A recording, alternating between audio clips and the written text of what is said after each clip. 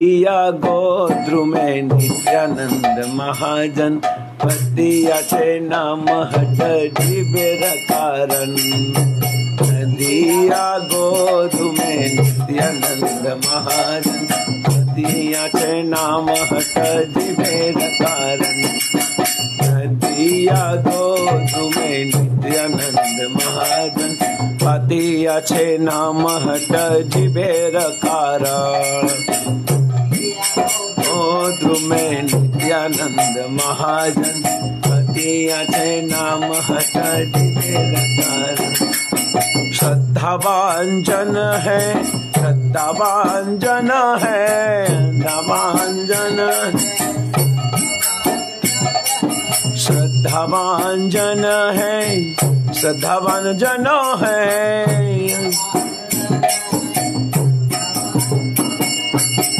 दिया गोद्रुमे नित्यानंद महाजन पतियाचे नाम हट जिबेर कारण। दिया गोद्रुमे नित्यानंद महाजन पतियाचे नाम हट जिबेर कारण। प्रभुर आज्ञाय भाई मागी यही भिक्षा, प्रभुर आज्ञाय भाई, प्रभुर आज्ञाय भाई मागी यही भिक्षा। हे बोलो कृष्ण भजो कृष्ण करो कृष्ण शिक्षा। हे बोलो कृष्ण भजो कृष्ण करो कृष्ण शिक्षा।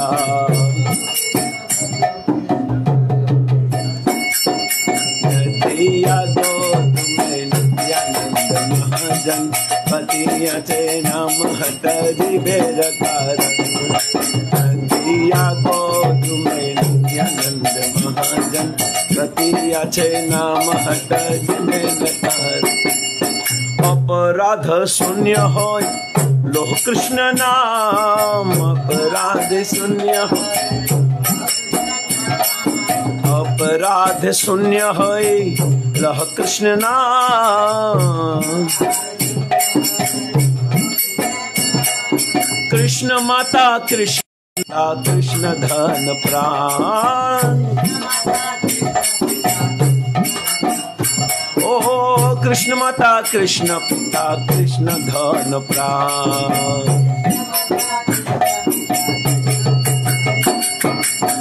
दिया गोद्रुमे नित्यानंद महाजन पतियाचे नाम हट जिबेर कारण। दिया गोद्रुमे नित्यानंद महाजन पतियाचे नाम हट जिबेर कारण। श्रद्धावान जन है, श्रद्धावान जन है, श्रद्धावान जन है, श्रद्धावान जन है। कृष्ण रे संसार करी छाड़ी अनाचार। कृष्ण रे संसार छोड़ी छाड़ी अनाचार।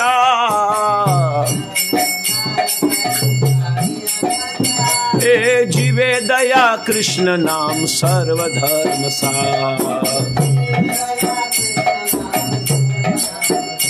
ओ जीवे दया कृष्ण नाम सर्वधर्म सार।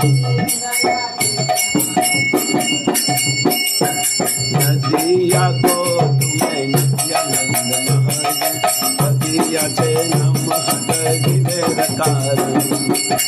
दिया गोद्रुमे नित्यानंद महाजन पतियाचे नाम हट जिबेर कारण। श्रद्धावान जन है, श्रद्धावान जन है, श्रद्धावान जन है, श्रद्धावान जन है, श्रद्धावान जन है, श्रद्धावान जन है।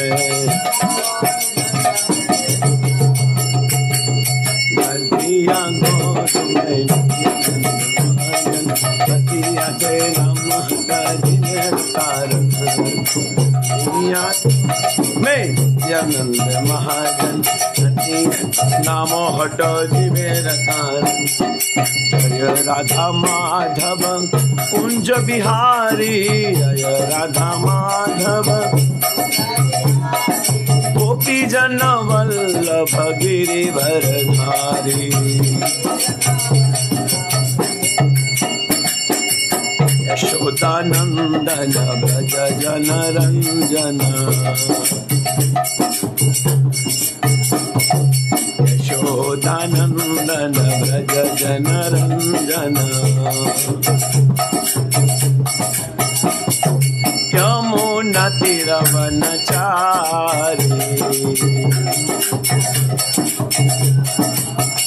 हे जय राधा माधव कुंज बिहारी।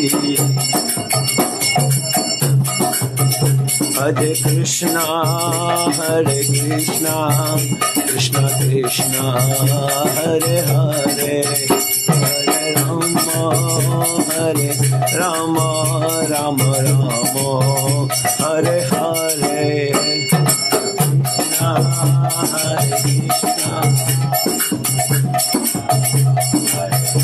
हरे हरे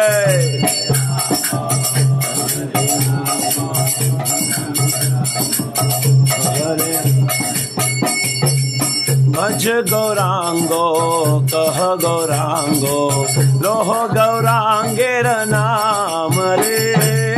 भज गौरांगो बोलो गौरांगो गेर नाम रे।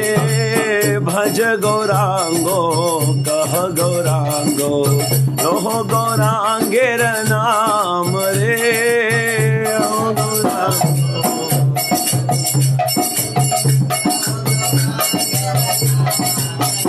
आज जन गौरांग भजे, সেই আমার প্রাণ রে। जन गौ भजे बोलो, आज जन गौरांग भजे, সেই আমার প্রাণ রে। गौरांग भजे भज गौरांगो कह गौरांगो, लोह गौरांगेर नाम रे।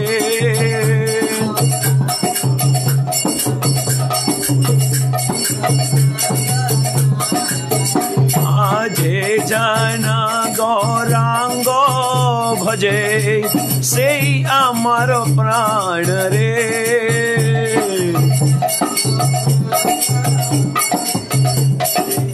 আমার প্রাণ জয় গৌর নিতাই, গৌর নিতাই, গৌর নিতাই জয় গৌর নিতাই।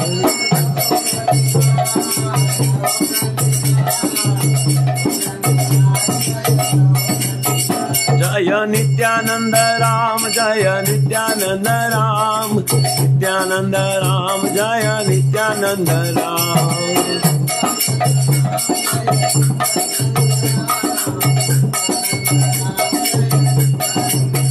जय निताई गौरांग, जय निताई गौरांगो, निताई गौरांगो जय गौर हरे।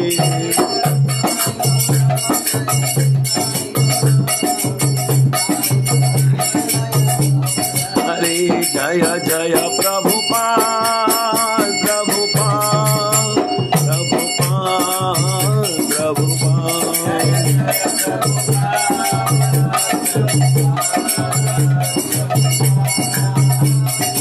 निताई गौर हरि बोल, हरि बोल, हरि बोल, हरि बोल।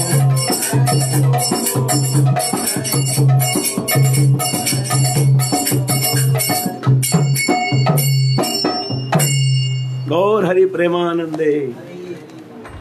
श्री राधा श्याम सुंदर भगवान की, श्री निताय गौर सुंदर की, श्री नित्यानंद प्रभु की, समवेद भक्त वृंद की दाय गौर हरि प्रेमानंदे। ओम नमो भगवते श्री चैतन्य चंद्राय।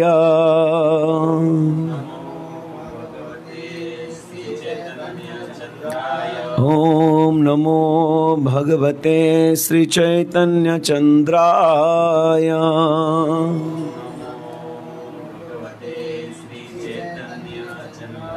ओम नमो भगवते श्री चैतन्य चंद्राय।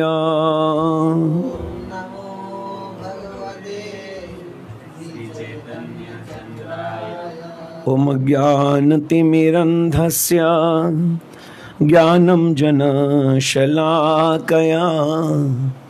चक्षुरुन्मीलितं येन तस्मै श्री गुरुवे नमः। श्री चैतन्य मनोभीष्टं स्थापितं येन भूतले स्वयं रूप कदा मह्यं ददाति स्वपदान्तिकं। नमो विष्णुपादाय कृष्णपृष्ठाय भूतले श्रीमते भक्तिवेदांत स्वामीनिति नामिने। नमस्ते सरस्वती देवे गौरवाणी प्रचारिणे निर्विशेष शून्यवादी पाश्चात्य देशतारिणे। वंशाद्कल्पतरुभ्यस्य कृपा सिन्धुभ्य एव च पतितानां पावनेभ्यो वैष्णवेभ्यो नमो नमः। जय श्री कृष्ण चैतन्य प्रभु नित्यानंद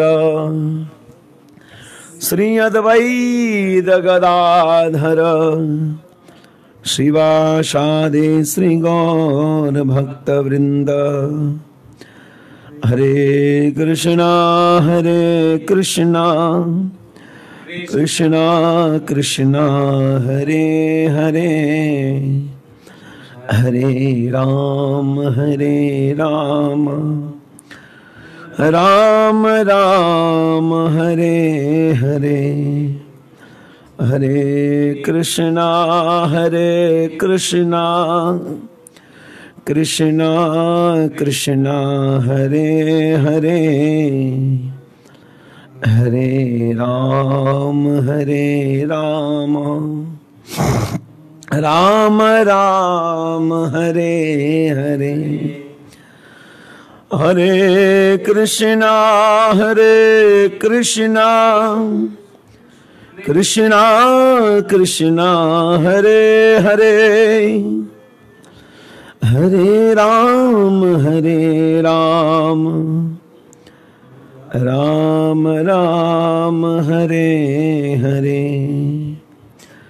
हरे कृष्णा कृष्णा कृष्णा हरे हरे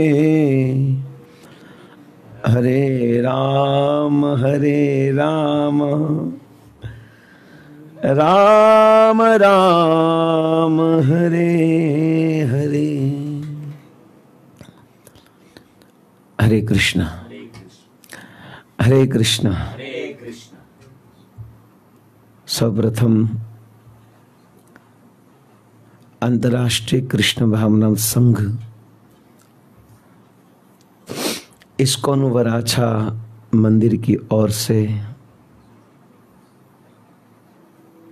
प्रतिदिन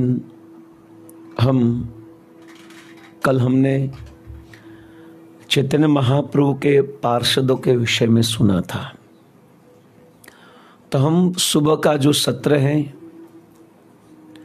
और चैतन्य महाप्रभु के अलग अलग पार्षदों की कथा करेंगे।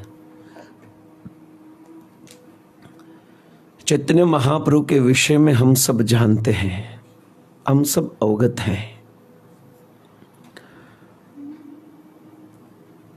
और चैतन्य महाप्रभु की लीला में जो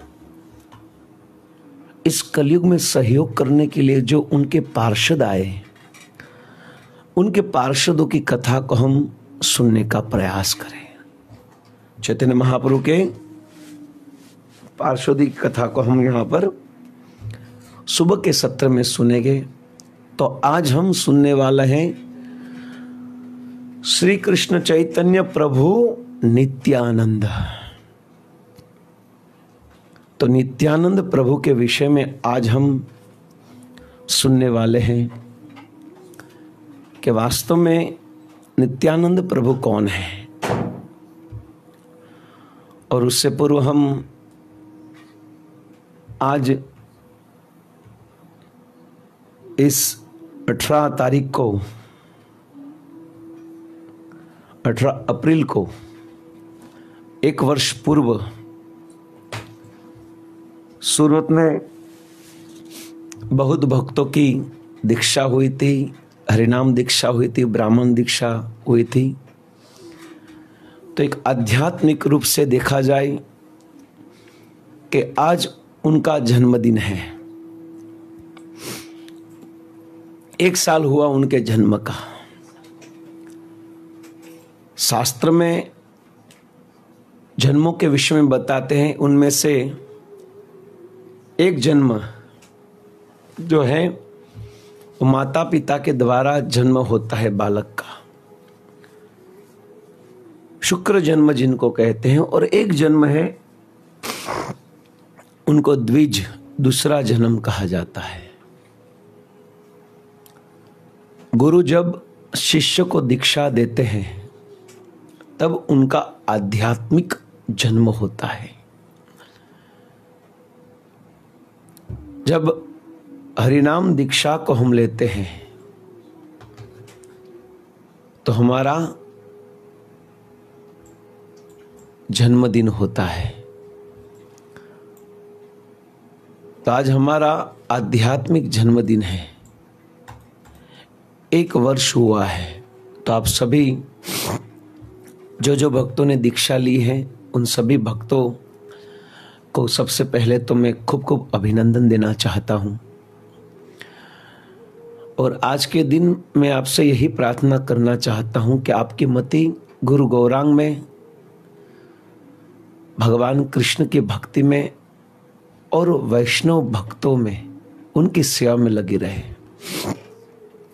आप अपने गुरुओं का आदेश का पालन करें। वास्तविक दीक्षा का अर्थ यही है कि हम गुरु की आज्ञा का प्रामाणिक रूप से पालन करें, कोई भी संकोच और संशय रखे बिना। तो आज के दिन यही आशीर्वाद की आकांक्षा रखनी चाहिए हमें कि जब हमें भगवान को प्रसन्न करने के लिए गुरुजन हमको जिस सेवा में, जिस कार्य में कार्यरत करे, उन सेवा को निसंकोच, निसंदेह और प्रामाणिकता से करे, यही वास्तविक दीक्षा का अर्थ होता है। गुरु की आज्ञा का पालन करना। तो वास्तविक तभी हमारा जन्म सार्थक है, तभी हम आज खूब अच्छी तरह से मना सकते हैं घर में बैठकर जन्मदिन को। परंतु जन्मदिन की वास्तविकता मनाने का अर्थ क्या है कि हमने ये साल हमारे गुरुजन और वरिष्ठ जो भी हैं, जो गुरुजनों ने नियुक्त किए हैं, ऐसे हमारे शिक्षा गुरु और दीक्षा गुरु के बातों को हमने कितना ग्रहण किया है, उन पर हमने कितना पालन किया है और कितनी गलतियां हुई है। बहुत अच्छी बात है, आज 1 साल हो गया, परंतु हम सबको यह भी जानना है कि वास्तविक इससे क्या हम 1 साल में हम क्या शिक्षा ले सकते हैं। यही शिक्षा ले सकते हम कि हम इस साल में जो भी गुरु अवज्ञा हुई है, हालांकि दीक्षा गुरु तो हमें आदेश देते हैं, परंतु दीक्षा गुरु शिक्षा गुरु के रूप में यहां पर हमें प्रेजेंट रूप में रखते हैं। तो इसी शिक्षा गुरु के माध्यम से हम दीक्षा गुरु के ही आदेश का पालन कर रहे हैं। तो इसी संदर्भ में और इसी संबंध में हमारे द्वारा जो भी गुरु की अवज्ञा हुई है,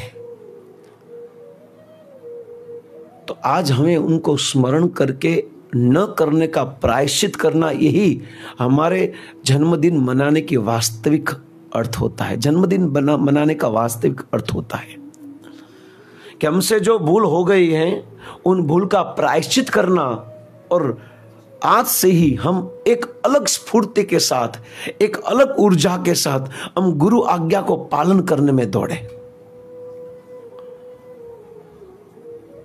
संशयग्रस्त होकर न दौड़े प्लीज। मन में संशय लेकर भजन करोगे तो कभी नहीं होगा, और अपराध के अलावा कुछ नहीं होगा। आज के इस पावन पवित्र दिन पर हम भगवान से यही प्रार्थना करें कि जो भी गुरु अवज्ञा हो चुके हैं, जिसके कारण गुरु दुखी हुए हैं, इस कार्य को हमें आज से नहीं करना है। यह प्रायश्चित ही जन्मदिन मनाने की वास्तविकता है। जन्मदिन मनाने का वास्तविक अर्थ यही है कि प्रायश्चित करें। प्रायश्चित का अर्थ होता है कि दूसरी बार न हो, ये दूसरी बार न हो, यही प्रायश्चित है। तो आप सबको खूब खूब अभिनंदन हम देते हैं और भगवान को प्रार्थना करते हैं कि हमें जिस भाव से वास्तविक आज के दिन को मनाना है, जन्मदिन को, वो तात्विक रूप से मुख्य कारण तो यही है। गौण कारण बना सकते हैं कि प्रभु आज आपके जन्मदिन की खूब खूब बधाई हो, आज आपका जन्मदिन हुआ है। प्रभु जी हमें आए हैं, 2 मैसेज आए, 2-3 मैसेज कि प्रभु जी हमें आशीर्वाद दीजिए कि आज के दिन हम भगवान भजन में, भक्ति में आगे बढ़े। आपको हमने भजन में लगाया इसीलिए कि आप भजन में आगे बढ़ो। तो हृदय से प्रार्थना है ही आपके लिए कि आप खूब आगे बढ़ो। तो बस आज के दिन हम यही ध्यान रखें कि हमारे जीवन में जो भी गलतियां हुई है उनको हम प्रामाणिक रूप से, सुचारू रूप से, ये गलतियां भविष्य में न हो, इसी चीज के द्वारा हम अपने इस आध्यात्मिक दिनों को आगे बढ़ाएं। और आज हमारा सौभाग्य है कि आज हम नित्यानंद प्रभु के विषय में सुनने वाले हैं। और नित्यानंद प्रभु भी वास्तविक गुरु हैं, आदि गुरु हैं। सभी गुरुओं के गुरु हैं नित्यानंद प्रभु। भगवान का स्व अंश है। सबसे पहला भगवान कृष्ण का स्वरूप कोई है तो है बलराम जी नित्यानंद प्रभु। और नित्यानंद प्रभु खुद चैतन्य महाप्रभु से पहले प्रकट हुए, 12 साल पहले प्रकट हुए थे। 12 वर्ष पूर्व चैतन्य महाप्रभु से पहले नित्यानंद प्रभु प्रकट होते हैं। और वैसे भगवान कृष्ण से पहले ही बलराम जी आते हैं। गुरु पहले आते हैं क्योंकि वो ऐसी व्यवस्था करे कि व्यक्ति भगवान को अपने हृदय में उतार सके। इसलिए एक चक्र गांव में, गोत्र में नारायण भट्ट चतुर्वेदी के वंशज चंद्रकेतु के पुत्र सुनाम धन्य चे मुकुंद हाड़ाई पंडित नाम से प्रचलित हुए। और माता पद्मावती जो मुकुंद राय की पत्नी थी, पुत्री थी, माघ शुक्ला त्रयोदशी 1530 संवत नित्यानंद प्रभु का आविर्भाव हुआ वीरभूमि जिला एक चक्र गांव में। एक चक्र गांव में साक्षात भगवान के स्वअंश नित्यानंद प्रभु प्रकट हुए। भगवान कृष्ण का प्रथम विस्तार जिनको कहते हैं बलराम, वही बलराम नित्यानंद। एक चक्र गांव वो नजदीक है मायापुर से। एक चक्र गांव बहुत भक्त गए भी हैं। नित्यानंद प्रभु का जन्मस्थल, नित्यानंद प्रभु का प्रादुर्भाव का स्थान है। परंतु शास्त्र में एक चक्र गांव में नित्यानंद प्रभु प्रकट हुए। तो जहां भगवान प्रकट होते हैं ना, वो भूमि का प्रभाव अपने आप में अलग होता है। तो 1530 संवत में माघ शुक्ला त्रयोदशी के दिन ये वीरभूमि एक चक्र गांव में जब प्रकट हुए नित्यानंद प्रभु, तो एक चक्र गांव क्या था? जहां पर भगवान कृष्ण ने चैतन्य महाप्रभु के रूप में आकर इस जगत को भगवान के नाम का दान देने के लिए एक पात्र को पसंद किया, वो थे नित्यानंद प्रभु। एक व्यक्ति को चॉइस किया और वो है नित्यानंद प्रभु।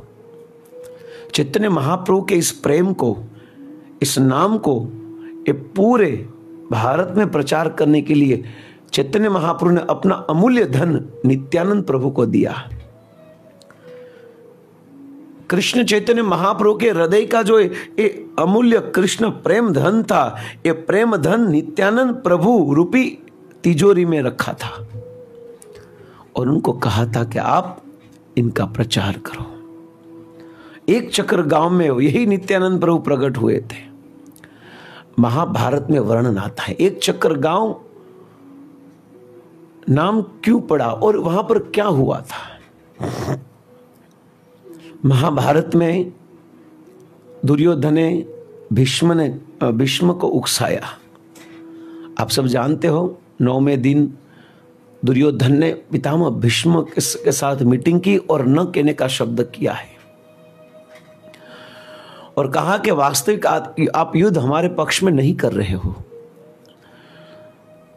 तब पितामह भीष्म ने कहा था कि मैं प्रण लेता हूं कि मैं पांडवों को मार दूंगा, पांडवों में से एक को मैं मार दूंगा, परंतु पांडवाम प्राण बाणम, इसलिए उनको मारने के लिए मैंने एक बाण तीर बनाया है। और भीष्म ने प्रण लिया है कि यह बाण के तीर के द्वारा मैं पांडवों को मारूंगा। और जिस दिन पितामह भीष्म ने एक स्पेशल बाण रखा था पांडवों को मारने के लिए, तीर रखा था, और दुर्योधन को कहा चिंता मत करो, कल ही इस स्पेशल जो तीर है, बाण है, उनके प्रहार करके मैं पांडवों को मार दूंगा। जिस दिन दुर्योधन ने सुना और भीष्म प्रतिज्ञा थी, वो तो खुश हो गया और खुश होकर दुर्योधन तो पार्टी करने लगा, आनंद करने लगा। पर भगवान कृष्ण को नींद नहीं आ रही थी, क्योंकि कृष्ण को मालूम था कि कल अगर पांडव मर जाएंगे तो पांडवों को बचाने का वचन भगवान कृष्ण ने लिया था।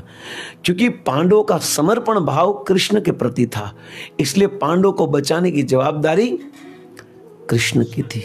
तो भगवान कृष्ण जिस दिन पितामह भीष्म ने निर्णय ले लिया कि मैं कल एक स्पेशल तीर है, बाण है, उनको प्रहार करके मैं पांडवों को मारूंगा, उसी दिन दुर्योधन को 100% विश्वास हो गया कि नहीं, हम जीत जाएंगे। और उसी दिन वो पार्टी बनाने लगा। पर भगवान को नींद नहीं आ रही थी और भगवान कृष्ण ने अर्जुन को उठाया, अर्जुन को कहा कि तू मरने वाला है, तुझे मालूम है। परंतु भगवान की बात सुनकर अर्जुन को कुछ फर्क नहीं पड़ा। अर्जुन बोले आपकी जवाबदारी है। फिर भी भगवान कृष्ण अर्जुन को लेकर गए, कहां पर? दुर्योधन की पार्टी में, जहां पर दुर्योधन जीत का जश्न मना रहा था दुर्योधन। उसी समय भगवान कृष्ण अर्जुन को लेकर कहा कि आपको दुर्योधन की पार्टी में जाना है। बोले क्यों? देख अर्जुन, वनवास के समय जब दुर्योधन को चित्रसेन नाम के गंधर्व में बंदी बना लिया था और मारने का प्रयास किया, तब दुर्योधन चिल्लाने लगा। तब भीम ने कहा कि मरने दो, परंतु युधिष्ठिर महाराज के कहने पर आप सब यहां पर आए और फिर यहां पर आकर उनको बचाया, दुर्योधन को बचाया। और तब दुर्योधन ने कहा कि आप हमें क्षमा कीजिए। और तब दुर्योधन माफ करजे। तब दुर्योधन ने वरदान मांगने के लिए कहा। तो बोले, अर्जुन ने कहा नहीं, मुझे कुछ नहीं चाहिए, परंतु जब मुझे चाहिए तब मैं आपके पास मांग लूंगा। तो एडवांस बाकी था मांगने का। जिस प्रकार से कई का वचन जो था वो बाकी था, वैसे ही यहां पर अर्जुन ने जब चित्रसेन नाम के गंधर्व के द्वारा दुर्योधन को बचाया था, तब दुर्योधन प्रसन्न होकर वरदान मांगने के लिए कहा था कि क्या चाहिए बोलो। दुर्योधन देना चाहता था, परंतु चित्रसेन ने उनके सब कपड़े को उतार लिया था, खाली लंगोट था। तो क्या देता दुर्योधन? इसलिए कहा कि जब जो चाहिए आप मांग लेना। वरदान मांगने के लिए कहा, एडवांस चेक दे दिया। और तब भगवान ने कहा कि याद है अर्जुन तुझे कि तुझे दुर्योधन ने कहा था वरदान मांगने के लिए, 2 वचन मांगने के लिए। हाँ, आज तुझे जाना है और दुर्योधन जहां पर जश्न मना रहा है वहां पर जाकर ये 2 वचन को मांगना है। बोले प्रभु क्या मांगो दुर्योधन के पास? बोले तू है ना दुर्योधन के कपड़े को और मुकुट को मांग लेना। कपड़े को और जो मुकुट पहना है उनको मांग लेना। और जब भगवान के कहने पर अर्जुन गए दुर्योधन के पास, दुर्योधन तो जश्न, और दुर्योधन इतना उत्साहित था कि जैसे ही पितामह भीष्म ने वचन लिया तो तुरंत दुर्योधन घर पे भी नहीं गया और वही कपड़े के द्वारा वो पार्टी में गया, जश्न मनाने के लिए गया। और तब दुर्योधन के पास जाकर भगवान ने अर्जुन को दुर्योधन के पास भेजा और गया और हाथ जोड़कर जब दुर्योधन के पास अर्जुन आया तो दुर्योधन को लगा चलो अब तो हार ही गए हैं। बोले क्या मांगे, क्या चाहिए बोल। अर्जुन ने कहा था कि आपने मुझे 2 वचन देने के लिए कहा था वन में जब आपको बंदी बनाया था और हमने बचाया। हाँ याद है, बोलो बोलो। मैं घोषणा करता हूं तू जो मांगेगा मैं तुझको दे दूंगा। तब तू जो भी मांगेगा मैं तुझे दूंगा। तब अर्जुन ने क्या मांगा? ड्रेस और मुकुट। दुर्योधन ने जो पहना था वो ड्रेस और मुकुट मांगा। देखो पूरा दिन लड़ाई करके वो जो कपड़ा पहना था वही मांगा। दुर्योधन बोले भाई ये क्या मांग रहा है तू, इससे अच्छा मैं तुझे नया बना कर दूंगा। बोले नहीं मुझे यही चाहिए, यही मुकुट चाहिए और यही कपड़े चाहिए। और बोले साइज, और दुर्योधन और अर्जुन दोनों की साइज समान थी, दोनों लेवल में थे तो साइज में हो जाता। पूरा दिन का एक ड्रेस था कृष्ण, और जब ड्रेस दे दिया तो तुरंत ही भगवान कृष्ण ने उसी समय अर्जुन को दुर्योधन का ड्रेस पहनाया और मुकुट पहनाया और कहा कि जाओ आप दादा के पास, पितामह भीष्म के पास, और जाकर उनके पास तीर मांगना, वो बाण। और बोले कौन? हाँ बोले मैं दुर्योधन। आपने जो तीर संभाल के रखा है और कल आप जो बोल रहे थे कि कल मैं प्रहार करूंगा, पांडवों को मारूंगा, परंतु मुझे आपके बात पर विश्वास नहीं है, वो मुझे दे दो। और दुर्योधन के कपड़े पहनकर गए और पांडवों को मारने के लिए 5 बाण तैयार रखे थे। और दुर्योधन के कपड़े पहनकर दुर्योधन की आवाज में अर्जुन ने कहा कि हैं दादा वो 5 तीर मुझे दे दो, क्योंकि मुझे आप पर भरोसा नहीं, कल आप छोड़ो या ना छोड़ो मुझे दे दो, मैं छोड़ दूंगा। पितामह भीष्म ने सोचा कि चलो ठीक है, विश्वास नहीं तो क्या करें। तब पितामह भीष्म ने जो 5 पांडवों को मारने के लिए स्पेशल तीर बाण संभाल के रखे थे वो दे दिए, और दे दिए। फिर अर्जुन खुश हो गया कि ओ कन्हैया, थैंक यू। अरे ये तीर तो हमें भी मारने वाला था। हाँ भाई, इसलिए तो ये सब किया। अब तीर का क्या करो, हमें आने हंतर देखा, किसी के हाथ में ना आए वैसे छुपा दे इनको। और 5 बाणों को ले लिया और दूसरे दिन युद्ध शुरू हो गया। दुर्योधन तो फॉर्म में आ गया एकदम बोले आज तो दादा है ना, वो 5 तीर छोड़कर 5 पांडवों को मार देंगे, एकदम मूड में आ गया। पितामह भीष्म युद्ध करने लगे, पर पितामह भीष्म भी क्रोधित थे कि एक दुर्योधन कैसा कपटी राजा है कि मुझ पर विश्वास नहीं तो रातों रात ले लिया मेरे पास। और यहां पर दुर्योधन ये सोच रहा था अभी पितामह भीष्म तीर छोड़ेंगे, पर ये दोनों एक दूसरे के सामने देख रहे थे तो कन्हैया हंस रहा था, द्वारकाधीश कृष्ण हंस रहे थे कि वाह। अर्जुन भी मुस्कुरा रहा था कि वाह कन्हैया द्वारकाधीश, आपकी कृपा से क्या नहीं हो सकता। भयंकर युद्ध शुरू हो गया। दुर्योधन सोच रहा था कि दादा क्यों बाण बाहर नहीं निकाल, तीर क्यों नहीं बाहर निकाल रहे। फिर दुर्योधन इशारा करा, दादा वो तीर छोड़ो, और पितामह भीष्म हूं छोड़ू, क्या छोड़ू, तू लेकर गया मेरे पास। और आवाज नहीं, दुर्योधन ने कहा क्या हुआ। दुर्योधन तो खुश होगा कि बाप रे बाप, आज तो भयंकर युद्ध होगा और आज जीत जाऊंगा। तब पितामह भीष्म ने कहा कि तू लेकर गया था रात को। दुर्योधन बोला मैं तो रात को पार्टी में था, जश्न मना रहा था, मैं नहीं लेके गया। और तब पितामह भीष्म को मालूम हो गया कि कन्हैया के अलावा किसी का काम नहीं, ये काम किसका है, कृष्ण का है। और तब दुर्योधन इतने क्रोधित हो गए कि आज तो कृष्ण ने हमारे साथ चीटिंग की है, और भयंकर युद्ध शुरू कर दिया। दुर्योधन को खुश करने के लिए पितामह भीष्म भयंकर युद्ध करने लगे। इतना भयंकर युद्ध किया कि अर्जुन को अपने तीर पर बाण लाने ही नहीं देते थे। उससे पहले पितामह भीष्म क्या करते थे,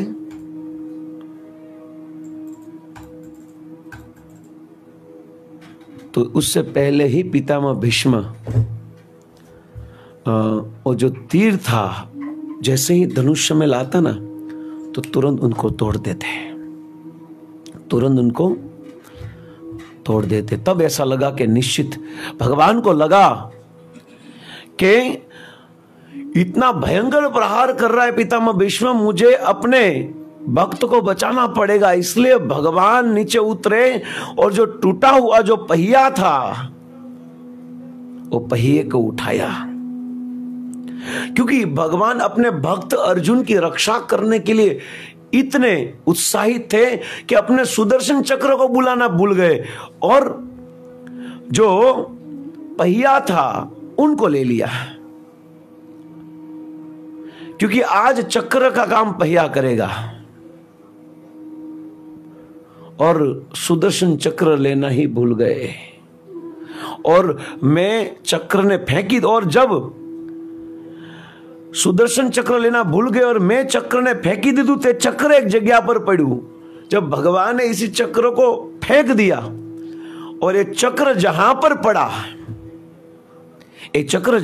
पड़ा उस स्थान का नाम था एक चक्र। भगवान के हाथ का एक चक्र जहां पर गिरा उसी स्थान का नाम था एक चक्र, जहां पर पांडव ने निवास भी किया था। पांडव वहां पर रुके थे, इसलिए एक चक्र राढ़ देश जिनको कहा जाता है। एक चक्र गांव को राढ़ देश, जहां पर गंगा प्रवाहित नहीं होती थी। गंगा जहां पर प्रवाहित उस एक चक्र गांव में नित्यानंद प्रभु के आविर्भाव से पहले वहां पर गंगा प्रवाहित नहीं होती थी, परंतु नित्यानंद प्रभु जब प्रकट हुए, नित्यानंद प्रभु प्रकट हुए तो सर्व मंगल हो गया और सब अमंगल दूर हो गया और अकाल पड़ा था, अकाल भी दूर हो गया, बारिश आने लगी।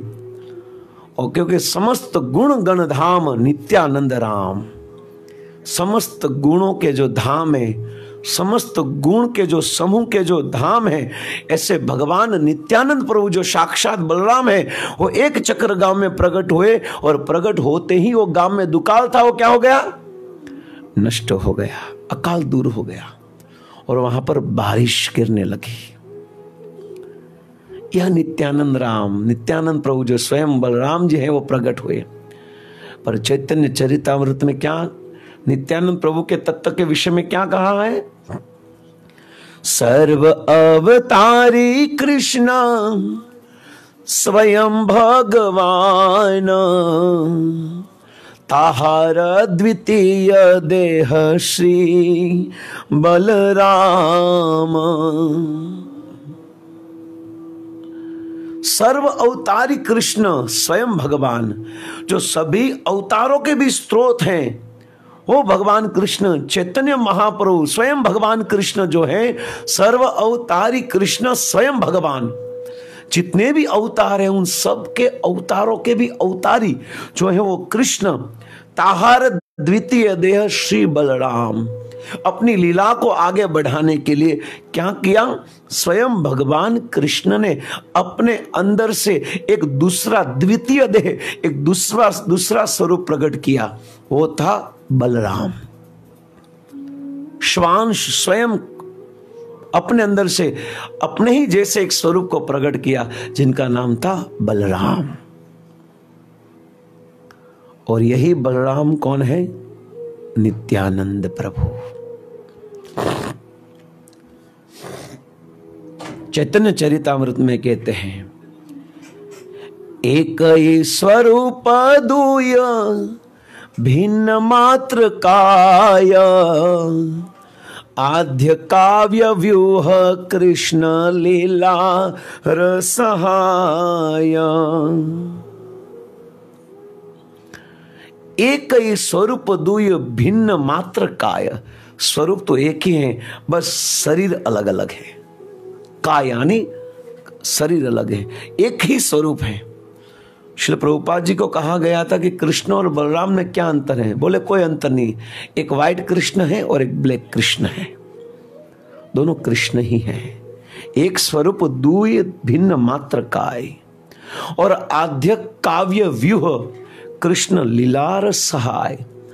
और भगवान कृष्ण की लीला करने में सहाय करने के लिए खुद भगवान ही अपने अंदर से एक अपने स्वरूप को प्रकट करते हैं, जिनका नाम है बलराम नित्यानंद प्रभु।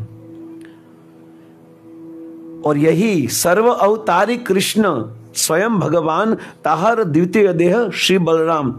तो यही कृष्ण कलयुग में क्या बनकर आए और यही बलराम कलयुग में क्या बनकर आए? चैतन्य चरितामृत में कहते हैं, सही कृष्ण द्वीपे श्री चैतन्य चंद्र, से बलराम संगे श्री नित्यानंद। सही कृष्ण जो सभी अवतारों के अवतारी हैं, कृष्ण वही कृष्ण कलयुग में चैतन्य चंद्र, चैतन्य महाप्रभु के रूप में प्रकट हुए। श्री बलराम संगे, और उनके बलराम जो आए उनके संग में किस रूप में आए? सही बलराम संगे श्री नित्यानंद, नित्यानंद रूप में आए हैं। और आद्य काव्य व्यूह कृष्ण लीलार सहाय। नित्यानंद प्रभु ने भगवान कृष्ण के आद्य काव्य व्यूह कहा गया है। किसी विशेष उपदेश को लेकर एक या अनेक स्वरूप में प्रकट होना, उनको प्रथम देह काव्य व्यूह कहा जाता है। जो यहां पर कविराज गोस्वामी कहते हैं कि काव्य देह, जो प्रथम काव्य देह है, आद्य काव्य देह कृष्ण लीलार सहाय। कृष्ण की लीला के सहायक करने में एक आदि काव्य व्यू है। अर्थात क्या होता है, जब भगवान किसी विशेष उपदेश से लेकर भगवान कोई विशेष कार्य को पूर्ण करने के एक या अपने अनेक देह में प्रकट होते हैं, उनको कहते प्रथम काव्य व्यू। जब भगवान प्रकट हुए एक विशेष उपदेश से, कलयुग में कौन सा उपदेश था? पतित जीवात्मा का उद्धार करके उनको हरिनाम देना, नाम संकीर्तन की स्थापना करना और अनंत जन्मों से जो कृष्ण प्रेम से वंचित जो जीव थे उनको पुनः कृष्ण प्रेम प्रदान करना। यही भगवान का उपदेश था और इसी उद्देश्य को पूर्ण करने के लिए भगवान अपने साथ इस काव्य व्यू अर्थात अनेक देह प्रकट करते हैं। उनमें से प्रथम आदि काव्य व्यू है श्री बलराम नित्यानंद प्रभु, जिनके विषय में हम सुन रहे हैं। कृष्ण अपनी लीला को, जब भगवान इस धरातल पर प्रकट होते और लीला करने के लिए आते, किसके लिए आते हैं? भक्तिविनोद ठाकुर के जीवेर कारणे आसिया प्रपंच लीला कोइलो सुविस्तार। इस प्रपंच जगत में बद्ध जीव को मुक्त करने के लिए भगवान इस धरातल पर लीला करते हैं और इसी लीला का श्रवण कीर्तन करके वो इस प्रपंच जगत में गिरे हुए, इस जगत के चंगुल में पड़े हुए जीव को मुक्त कराने के लिए भगवान अपनी लीला करते हैं। और जब भगवान अपनी लीला करते हैं तो तब उनके सपोर्ट में, उनके सहाय हेतु एक रूप प्रकट करते हैं जो मूल संकर्षण कहते हैं। उनको क्या कहते हैं?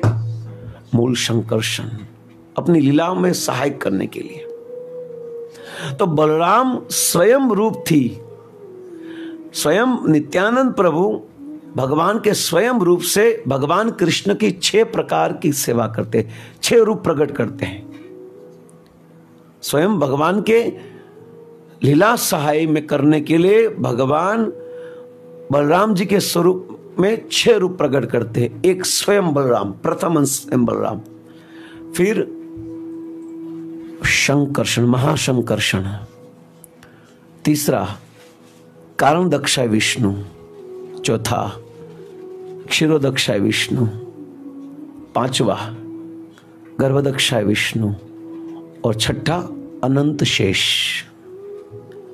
6 रूप से बलराम जी कृष्ण की सेवा में प्रकट होते हैं, 6 रूप से सेवा करते हैं नित्यानंद प्रभु बलराम जी। और कल हमने वृंदावन दास ठाकुर के विषय में सुना था और वृंदावन दास ठाकुर के दीक्षा गुरु नित्यानंद प्रभु थे। और जब वृंदावन दास ठाकुर ने चैतन्य भागवत के ग्रंथ की रचना की तो सर्वप्रथम उन्होंने अपने गुरु नित्यानंद प्रभु का स्मरण करते हैं और नित्यानंद प्रभु का स्मरण करते फिर बाद में इस ग्रंथ को लिखते हैं। अर्थात अनंत शेष, अनंत सालों से, अनंत मुखों से भगवान की अनंत लीला को गा रहे हैं, फिर भी उन लीला का अंत नहीं आ रहा है। और ये जो अनंत शेष हैं, जो अनंत मुख से, अनंत सालों से भगवान की अनंत लीला का गुणगान करते हैं, यही अनंत शेष ये नित्यानंद प्रभु के अंश हैं। ये जो अनंत शेष है वो नित्यानंद प्रभु के ही अंश है।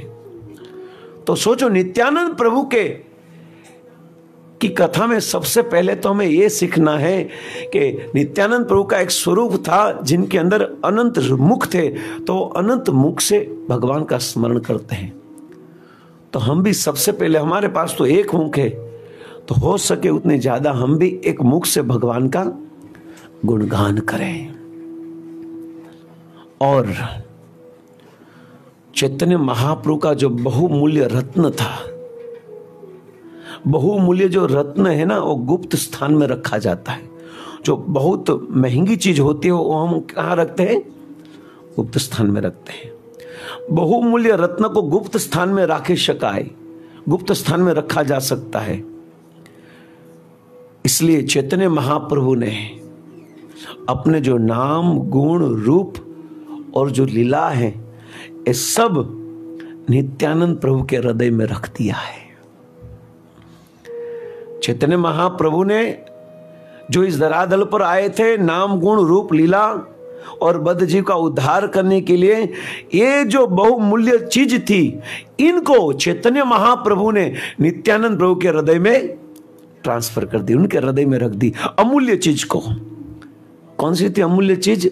जो आज तक भगवान के किसी भी अवतार ने नहीं दी थी, वो है कृष्ण प्रेम।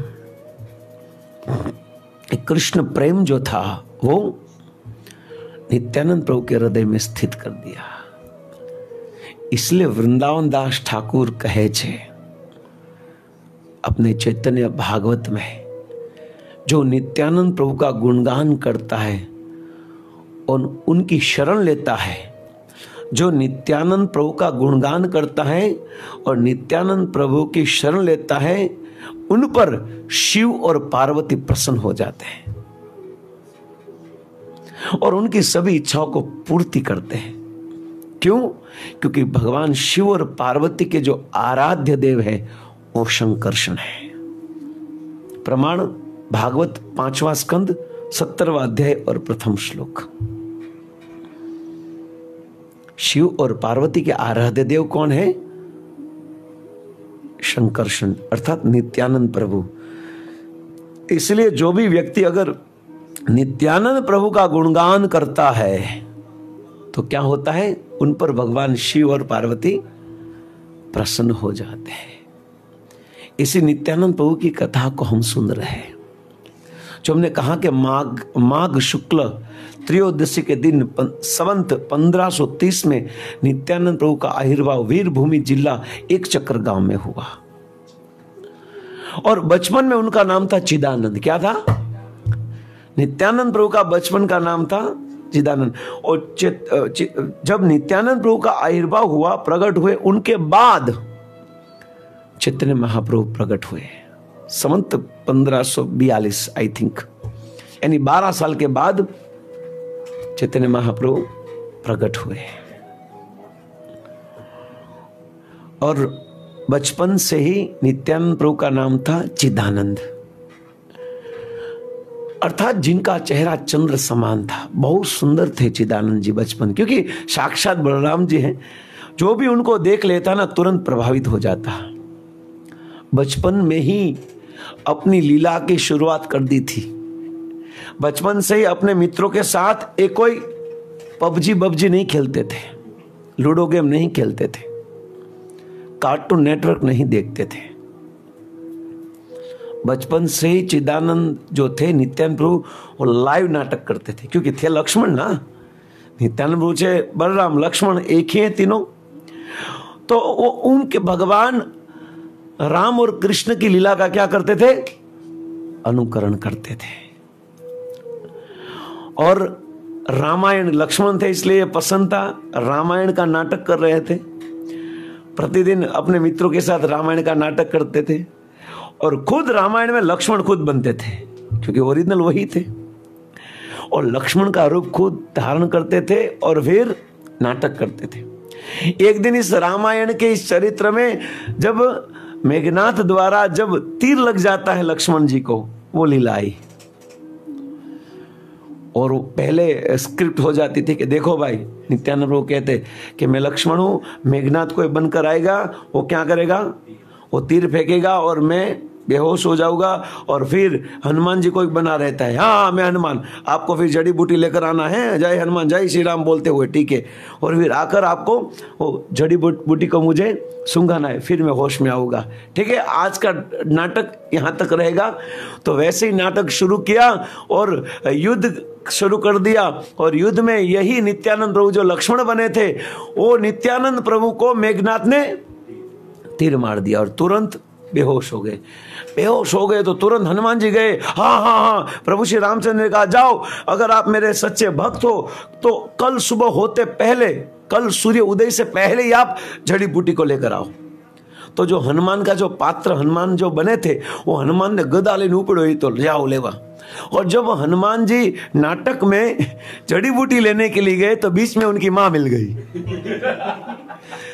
उनकी मां बोले क्या कर रहा है, चल घर पे चल, खाना हो गया। तो वो हनुमान जी को लेकर घर में चली गई। यहां तो सब सोच रहे थे कि हनुमान जी जड़ी बूटी लेने के लिए गए, परंतु उनकी माता ने उनको पकड़कर घर में लेकर गए। पर यहां तो नित्यानंद महाशय वो तो भाव में आ गए, वो तो लक्ष्मण के आवेश में आ गए, क्योंकि लक्ष्मण ही थे ना। कथा भी हमें ध्यान से सुननी चाहिए। अगर ध्यान से कथा सुनेंगे ना तो हमारा मन भी भगवान कृष्ण में आविष्ट हो जाएगा। और ध्यान से सुन रहे थे कथा को और लीला को खुद अनुभव कर रहे थे और वास्तविक बेहोश हो गए और जगह ही नहीं। नित्यानंद प्रभु चिदानंद को होश ही नहीं आया। सब मित्र उठाया आग पर, उठ ही नहीं रहा था। फिर सब मित्र चले गए। फिर माता को बुलाया, पद्मावती को, कहा कि माँ देखो इनको क्या हो गया, पर उठ ही नहीं रहे थे। नित्यानंद प्रभु लीला प्रविष्ट हो गए थे। बहुत प्रयास किया, पानी डाला, वैद्य आए, परंतु कुछ हो ही नहीं रहा था। वैद्य ने तो देखा कि कभी कभी सांस चल रही है। सोचो आप, अर्थात तो दुखी हो गए माता पिता के, क्या हुआ चिदानंद को, क्या हुआ नित्यानंद को। और उसी समय जो राम बना था और जो नाटक कर रहा था, रुको रुको बोले, हम तो बोले, माता ने पूछा पद्मावती को क्या हुआ, कैसे हुआ, क्यों गिर गया, क्या हुआ। तब उनके मित्रों ने कहा, उनके सखाओं ने कहा कि नहीं नहीं, हम तो ये नाटक खेल रहे थे, उनमें ये लक्ष्मण जी बने थे और लक्ष्मण जी को होश में लाने के लिए, जड़ी बूटी लेने के लिए हनुमान जी सुबह कह गए, अभी भी नहीं आए। तब माँ बाप को तो मालूम रहता है ना अपने पुत्र के स्वभाव को। माँ बाप समझ गए कि ये लीला प्रविष्ट हो गए, इसलिए वो हनुमान जी को बुला कर लाए।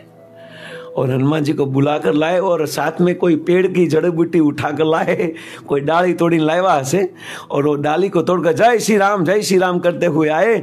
और जैसे ही नित्यानंद प्रभु को सुंगाया तो नित्यानंद प्रभु होश में आ गए, जय श्री राम, और ये लीला आगे बढ़ी।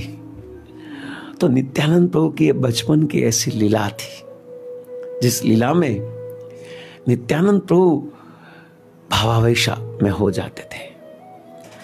और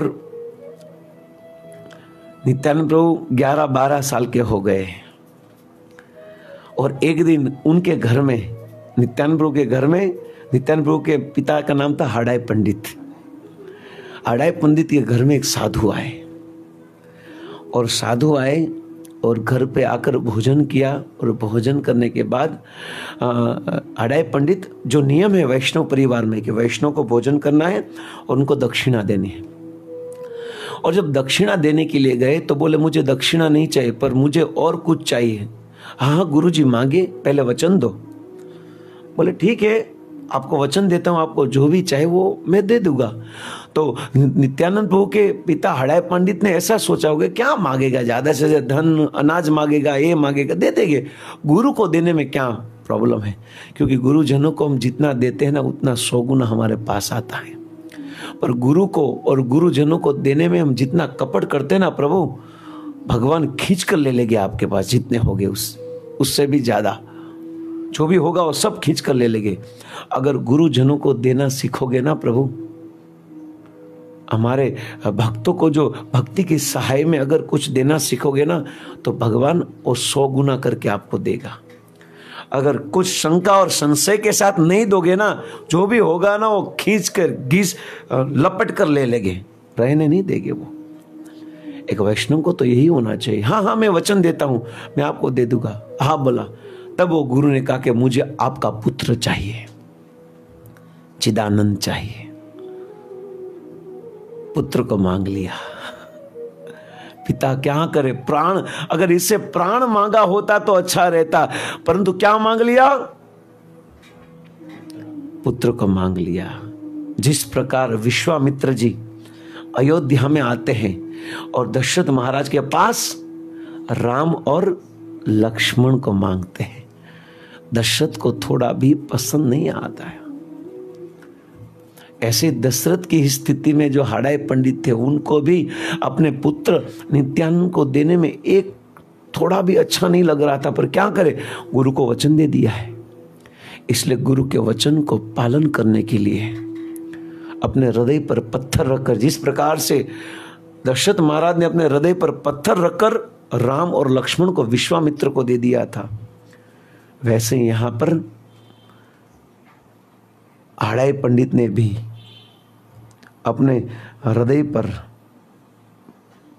पत्थर रख के चिदानंद नित्यानंद प्रभु को दे दिया। ये साधु वास्तविक विश्वामित्र के रूप में ही था और ये नित्यानंद प्रभु को ही ढूंढ रहा था। क्यों? क्योंकि नित्यानंद प्रभु और चैतन्य महाप्रभु का मिलन कराना था, दोनों भाई का, कृष्ण बलराम का। और तब चिदानंद अकेला 20 वर्ष भ्रमण किया, 20 साल तक भ्रमण किया, अलग अलग तीर्थों में गए, अलग अलग तीर्थों में जाकर भ्रमण किया और पंढरपुर पहुंचे। वहां पर लक्ष्मीपति पुरी, जो लक्ष्मीपति पुरी थे, उनको अपना बलराम का स्वरूप दिखा दिया, जो हमारी परंपरा में आते हैं। ईश्वरपुरी, लक्ष्मीपति पुरी, ईश्वरपुरी के जो गुरु लक्ष्मीपति पुरी, वो हमारी गुरु शिष्य परंपरा में आप प्रभुपाद जी की जो भगवत गीता को पढ़ोगे ना, देखोगे ना, तो पहले ही पूरी परंपरा का नाम आता है। उसमें है लक्ष्मीपति पुरी। लक्ष्मीपति पुरी को नित्यानंद प्रभु ने अपना बलराम स्वरूप दिखाया, अपना बलराम स्वरूप दिखाया और लीला के अनुरूप लौकिक मंत्र दीक्षा दी और भिक्षा में दीक्षा को लिया। उन्होंने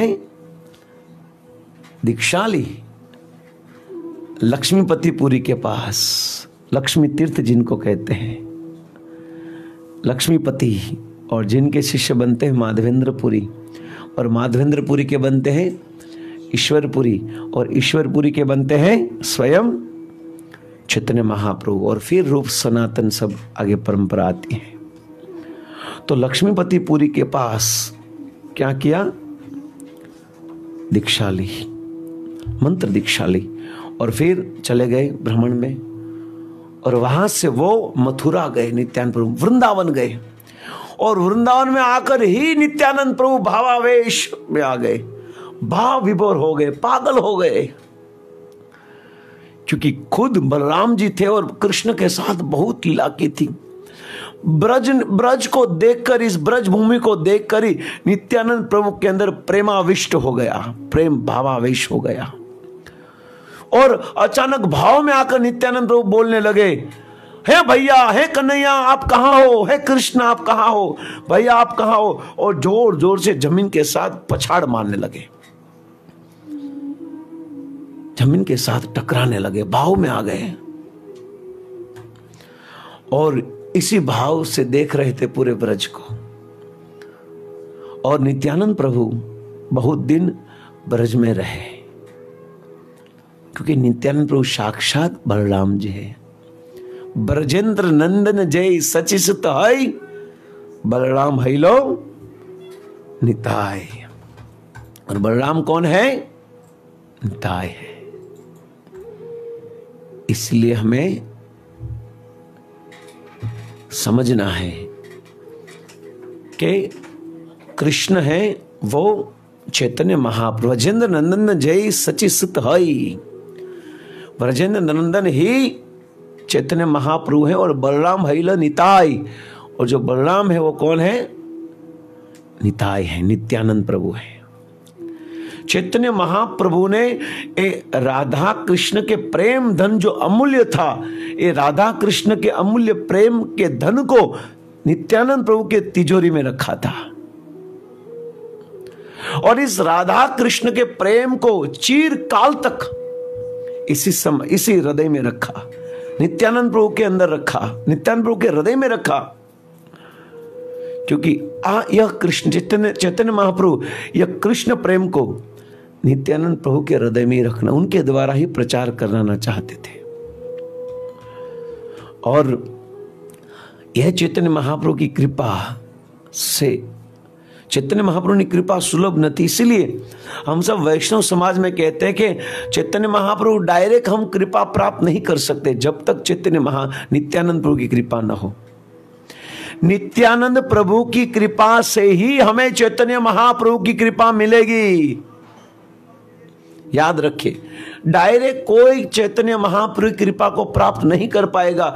उससे पहले उनको नित्यानंद प्रभु के चरणों में आश्रय लेना पड़ेगा। निताई पद कमल कोटि चंद्र सुशीतल, यही नित्यानंद प्रभु की कृपा से ही चैतन्य महाप्रभु की कृपा को प्राप्त कर पाएंगे। और यह करुणा चैतन्य महाप्रभु ने जगाए मधाई को, चैतन्य महाप्रभु ने जगाए मधाई को त्याग दिया था, परंतु उनके ऊपर अगर किसी ने करुणा की तो नित्यानंद प्रभु ने। तो कलयुग में प्राय हम सब जगाए मधाई के समान ही पापी है, और हमारे लिए चैतन्य महाप्रभु की कृपा को प्राप्त करना है ना, तो प्लीज हमें नित्यानंद प्रभु के शरणों में आना पड़ेगा, नित्यानंद प्रभु के चरणों में आना पड़ेगा।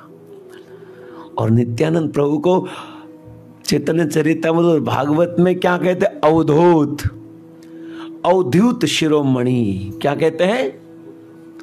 जो अवधूत होते उनके भी शिरोमणि है, उनका कोई ठिकाना नहीं है, कहां भी भाग जाते हैं। जिनका कोई ठिकाना नहीं होता उनको कहते हैं अवधूत, जिनका कोई ठिकाना नहीं होता उनको कहते हैं अवधूत। अवधूत का अर्थ क्या होता है? संतगण कहते हैं ब्रह्मचारी, 4 आश्रम आता है, ब्रह्मचारी, गृहस्थ, वानप्रस्थ और लास्ट वाला है सन्यास। और सन्यास आश्रम से आगे आता है कटी चक्र, उसके आगे आता है बालक, उसके आगे आता है परिव्रजाकाचार्य, उसके आगे वाला स्टेप है वो परमहंस, और उनके आगे वाला जो स्टेप है वो है अवधूत। सोचो कितना हाई लेवल है, कितना उच्च स्तर है, उनको कहते हैं अवधूत। जो नग्न अवस्था में, अर्ध नग्न अवस्था में नित्यानंद प्रभु घूमते हैं, जैसे सुखदेव जी को भी अवधूत कहते हैं, सुखदेव गोस्वामी को भी अवधूत कहते हैं। और इसी अवधूत का ही स्वरूप यही नित्यानंद प्रभु को कोई कपड़े पहनने की भान नहीं थी। और अड़ाई पंडित के पुत्र के रूप में एक साधु ने आकर उनके पास मांग लिया।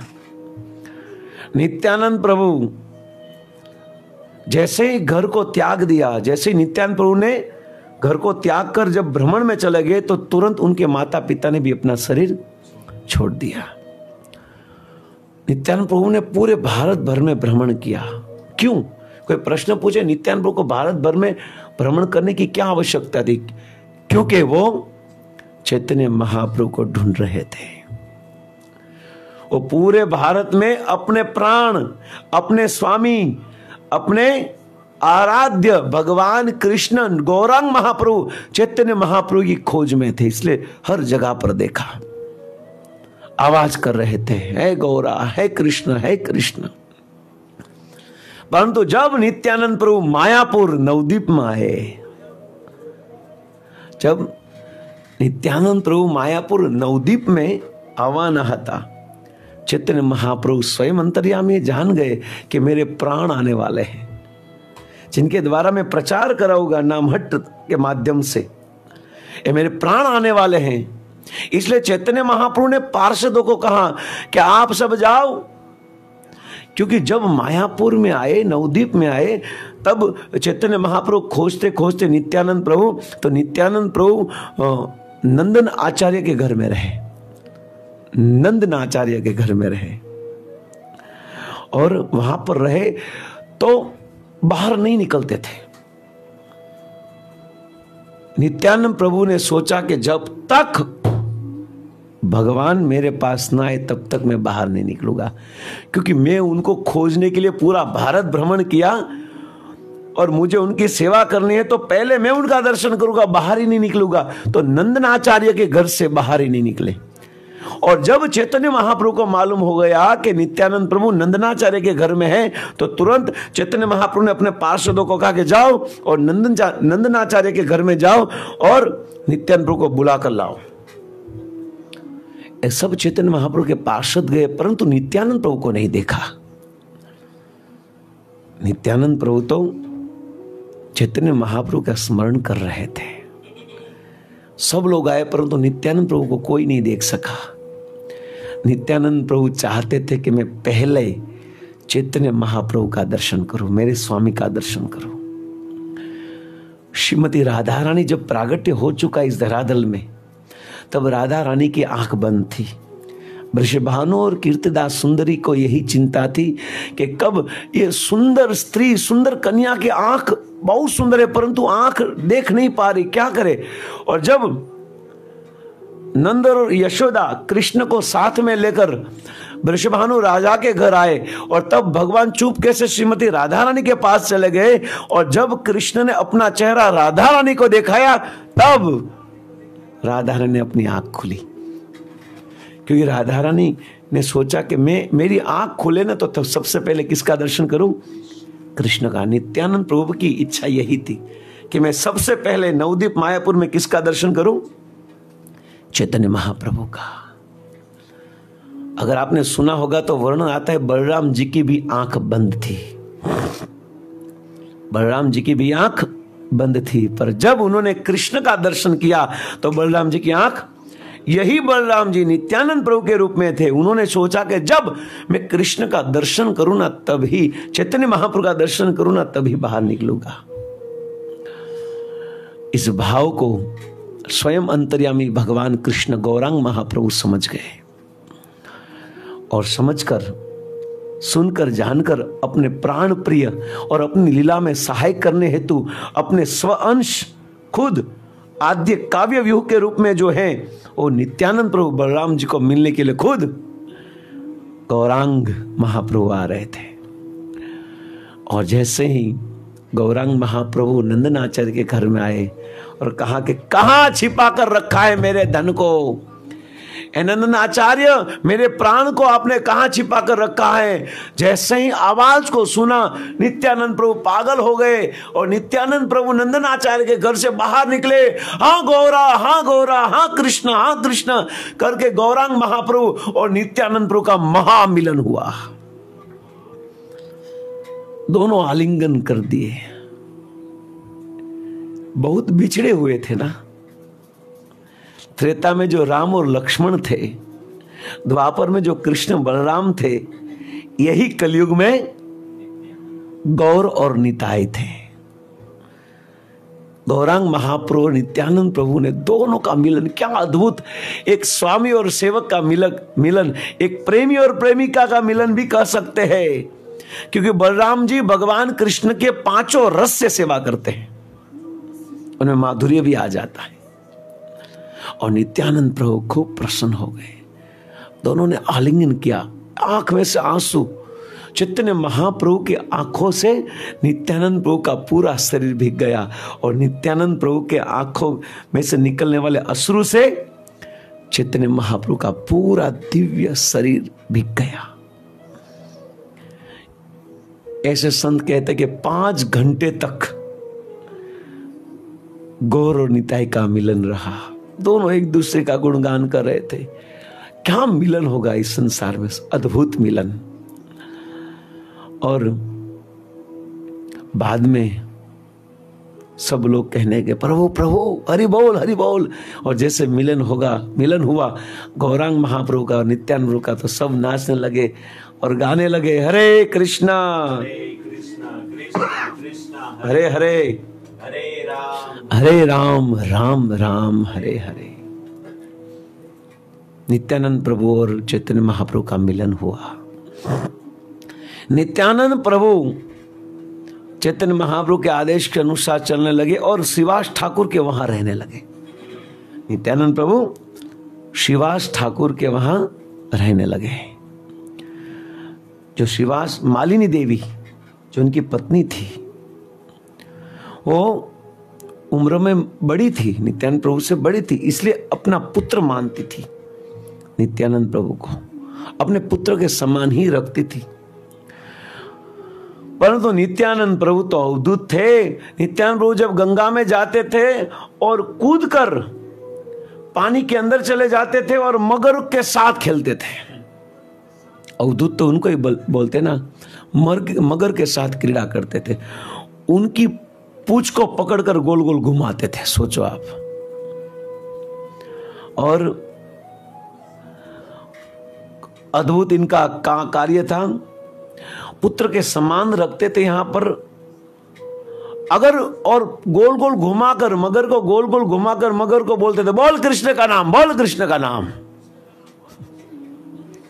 यह अवधूत का काम था।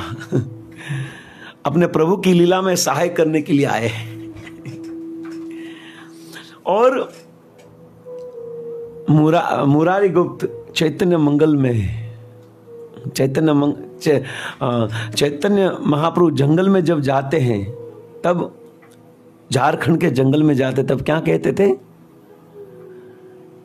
कृष्ण बोल, कृष्ण बोलो। शेर को थप्पड़ मार के बोल कृष्ण, तब कृष्ण बुलाते थे। ये मालूम था नित्यानंद प्रभु को, इसलिए पागल की तरह घूमते रहते थे। और जैसे चैतन्य महाप्रभु जंगल में जाकर अनेक जानवरों को भगवान के नाम के कीर्तन में रुला दिया, नचाते थे, वैसे नित्यानंद प्रभु भी चैतन्य महाप्रभु की धारा में आकर सब लोगों को क्या बोलवाते थे? कीर्तन करवाते थे। हरे कृष्णा कृष्णा कृष्णा हरे हरे, हरे राम राम राम। कभी कभी चैतन्य महाप्रभु कहते, नित्यानंद प्रभु के लंगोट को लेकर सब अपने सिर पर लगाओ। चैतन्य महाप्रभु ने कोई प्रणाम, अगर कोई चैतन्य महाप्रभु को प्रणाम करते तो चैतन्य महाप्रभु क्या कहते? पहले नित्यानंद प्रभु को प्रणाम करके आओ। और इसी चैतन्य महाप्रभु के एक पार्षद थे, रघुनाथ दास गोस्वामी, जो चैतन्य महाप्रभु को मिलने के लिए गए, क्योंकि इतना अविष्ट हो गए थे कि उनको घर बार सब कुछ छोड़ देना था। और बहुत श्रीमंत परिवार में थे। कथा मालूम है और आगे आएगी। आगे हम ये पंच तत्व के बाद हम षडगोस्वामी की भी कथा परंपरा में करेंगे, आगे जो भी आएगा वो समय के अनुसार। चैतन्य महाप्रभु को मिलने के लिए आए, कहा कि प्रभु अब मुझे पूरा समर्पित हो जाना है। तब चैतन्य महाप्रभु, नहीं अभी समय नहीं आया है, जब समय आएगा तब मैं आपको बुला लूंगा। और हम ये लीला कथा को जानते हैं कि रघुनाथ दास गोस्वामी को वारंवार भाग जाते हैं घर से, इसीलिए उनके पिता ने, गोवर्धन मजूमदार ने क्या किया? उनकी शादी करवा ली। उनकी, रघुनाथ दास गोस्वामी की शादी करवा ली। और एक दिन पानीहाटी में एक बड़ा उत्सव मनाया, दही चिड़ा उत्सव। रघुनाथ दास गोस्वामी डायरेक्ट भगवान को मिलने के लिए जाते थे, परंतु चैतन्य महाप्रभु उनको मिल नहीं रहे थे। और बाद में चैतन्य महाप्रभु ने कहा, अगर मुझसे मिलना है तो पहले किसके पास जाओ? नित्यानंद प्रभु के पास। और रघुनाथ दास गोस्वामी नित्यानंद प्रभु के पास आए और कहा कि प्रभु आप मुझे कृपा करो। तब कहा कि चोर इधर आ। नित्यानंद प्रभु ने, चोर इधर आ, क्योंकि आपने चोरी की है। कौन सी? मेरे प्रभु की चोरी, मेरी आज्ञा के बिना ली है। मेरी आज्ञा के बिना गौरांग महाप्रभु की कृपा नहीं मिल सकती। इसलिए रघुनाथ दास गोस्वामी ने प्रणाम किया और खुद नित्यानंद प्रभु ने अपने चरण को रघुनाथ दास गोस्वामी के सिर पर रखा। अब तुझे गौरांग महाप्रभु की कृपा मिलेगी। और वो श्रीमंत था, इसलिए नित्यानंद प्रभु ने कहा कि आज बड़ा फेस्टिवल करो, आपकी ओर से आप स्पॉन्सर बनो और दही चिड़ा उत्सव करो। और जितने भी नवद्वीप वासी थे, इतने लोग आए इस उत्सव में कि पूरे जमीन तो भर गई थी लोगों की। पानी में रहकर कोई वो मिट्टी के बर्तन में दही चिड़ा खा रहे थे, इतने लोग थे। और स्वयं रघुनाथ दास गोस्वामी ने चैतन्य महाप्रभु को भी प्रसाद लेते हुए देखा, यही नित्यानंद प्रभु की कृपा है। और नित्यानंद प्रभु जब बंगाल में जाते तब एक गीत गाते, भज गौरांगो कह गौरांगो लोह गौरांगेर नाम रे, जे जन गौरांग भजे, से अमर प्राण रे।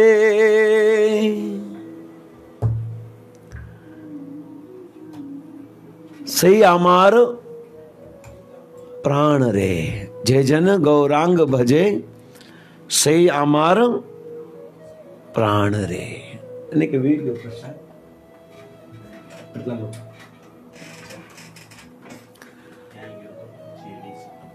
जे जन गौरांग भजे, सही अमर प्राण रे। वास्तव में वही प्राण है। एक नित्यानंद प्रभु ये गाते थे, जे जन गौरांग भजे, से अमर प्राण रे। भज गौरांगो कह गौरांगो, लह गौरांगेर नाम रे। और जो गौरांग का नाम लेता है, नित्यानंद प्रभु कहते ये मेरे प्राण है। गौरांगो गौरांगो गौरांगो। इसलिए जब हम मायापुर और नवद्वीप की भूमि में जाते हैं ना, तब गौरांग गौरा गौरा गौरांग नाम ही सुनाई देता है। क्योंकि जब हम गौरांग का नाम लेते हैं ना, तब नित्यानंद प्रभु खूब प्रसन्न हो जाते हैं। और जब नित्यानंद प्रभु का नाम लेते हैं तो गौरांग महाप्रभु प्रसन्न हो जाते हैं। इसलिए हम गाते हैं ना, गौरांगो, तो सामने वाले बोलते हैं नित्यानंद। इन दोनों गौर और नित्याय को हम प्रसन्न करते हैं। पर विशेष करुणा, मार खाय प्रेम दे, मार खाकर प्रेम दे। जगाए मधाई का मार, मधाई का मार खाकर नित्यानंद प्रभु ने क्या दिया? प्रेम दिया। और जब चैतन्य महाप्रभु सन्यास लेकर जगन्नाथपुरी में गए, तब नित्यानंद प्रभु उनके साथ आना चाहते थे, परंतु मना कर दिया। चैतन्य महाप्रभु ने ना बोला, तब आप बंगाल में ही प्रचार करो, और जो श्रीमंत परिवार में है उनको आप अच्छी तरह से प्रचार करो। चैतन्य महाप्रभु की इस बात को सुनकर नित्यानंद प्रभु ने बहुत प्रचार किया। और एक सबसे बड़ी सुंदर लीला थी कि चैतन्य महाप्रभु एक दंड लेकर घूम रहे थे, और एक दंड मायावादी का दंड होता है। चैतन्य महाप्रभु ने के दंड को नित्यानंद प्रभु ने क्या कर दिया? तोड़ दिया। जो दंड भंग लीला जिनको कहते हैं, तोड़ दिया। क्यों? क्योंकि नित्यानंद प्रभु चाहते थे कि प्रभु आप ये वजन को क्यों धो रहे हो? आप ही सबके स्वामी हो, इसलिए मालूम न पड़े। जैसे गौरांग महाप्रभु स्नान करने के लिए गए तो क्या कर दिया? दंड को तोड़ दिया। फिर कहा किसने दंड को तोड़ा? मालूम नहीं। महाप्रभु तो जानते थे किसने दंड तोड़ा, पर महाप्रभु प्रसन्न हुए। प्रभु आप त्रिदंड, अगर त्रिदंड बनाते तो भी तोड़ देता, क्योंकि उनमें देवताओं का निवास होता है। देवता आपके सिर पर कैसे हो सकते हैं? हम आदि देवा नाम, भगवान आप ही सब देवी देवताओं के स्रोत हैं, आप ही स्वामी हो। इसलिए ये सब सुंदर सुंदर नित्यानंद प्रभु लीला करते थे महाप्रभु के साथ। इसलिए चैतन्य महाप्रभु की इस लीला को सब लोग याद करते थे। नित्यानंद प्रभु इतना खूब सुंदर कीर्तन करते थे कि रामचंद्र खान ने आकर, रामचंद्र खान के कोई अनुचरों आकर नित्यानंद प्रभु की हरि कथा जो चल रहा था, बहुत सुंदर कीर्तन करते थे, परंतु उनको अच्छा नहीं लग रहा था। इसलिए दुर्गा मंडप में आकर सब साफ कर दिया और गंदी चीज वहां पर रख दी। और इसके कारण, नित्यानंद प्रभु के अपराध करने के कारण पूरा गांव जल गया, पूरा गांव अकाल से ग्रस्त हो गया। इसलिए यस नित्यानंद प्रभु की जब तक कृपा नहीं मिलेगी, तब तक गौरांग महाप्रभु की कृपा नहीं मिलेगी। चैतन्य महाप्रभु ने जब सुदर्शन चक्र निकालकर मदाई को मारने का प्रयास किया, तब वही नित्यानंद प्रभु भगवान के चरण में गिरकर कहा कि प्रभु आप इनको मत मारो, इन पर कृपा करो। देखो ये जगाई ने मेरी, जब मदाई मुझे मार रहा था ना, तब जगाई ने मेरी रक्षा की। तब चैतन्य महाप्रभु ने इस जगाई को आलिंगन किया, कहा कि तूने मेरे प्राण की रक्षा की है, पर मदाई को मैं माफ नहीं करूंगा। और मदाई आकर भगवान के चरणों में गिर गया, प्रभु हमने सब पाप एक साथ किए हैं, तो आपकी कृपा इन पर, मुझ पर क्यों नहीं? तो बोले तूने मेरा अपराध नहीं किया है, तूने मेरे प्राण स्वरूप नित्यानंद का अपराध किया। जब तक ये माफ नहीं करेगी तब तक मैं तुझे माफ नहीं करूंगा। और तब मदाई ने नित्यानंद प्रभु के चरणों में प्रणाम किया। नित्यानंद प्रभु ने कहा कि हे प्रभु, हे गौर हरि, हे गौरांग प्रभु, अगर मैंने एक क्षण के लिए भी आपका सच्चा भजन किया हो तो आप मदाई को माफ कर दो, जगाई मदाई को माफ कर दो। और जब नित्यानंद प्रभु की बात सुनी, तब चैतन्य महाप्रभु ने दोनों को आलिंगन किया। और सभी पार्षद, नित्यानंद प्रभु, शिवाष्ट, सब लोग देख रहे थे। चैतन्य महाप्रभु ने जब आलिंगन किया जगाई मदाई का, और आलिंगन जैसे किया ना, तो चैतन्य महाप्रभु जो गोरे वर्ण के थे, अचानक काले हो गए। क्योंकि लाइव सबको दिखाया कि इन दोनों ने जितने भी पाप किए, नित्यानंद प्रभु की शरण में आने से चैतन्य महाप्रभु ने सब पाप को ले लिया। और पाप अर्थात अज्ञान, और अज्ञान अर्थात अंधकार, काला।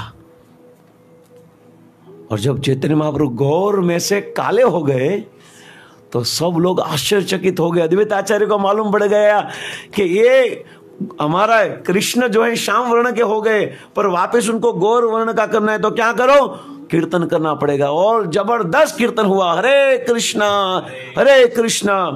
कृष्ण कृष्ण हरे हरे, हरे राम राम राम हरे हरे। खूब कीर्तन किया।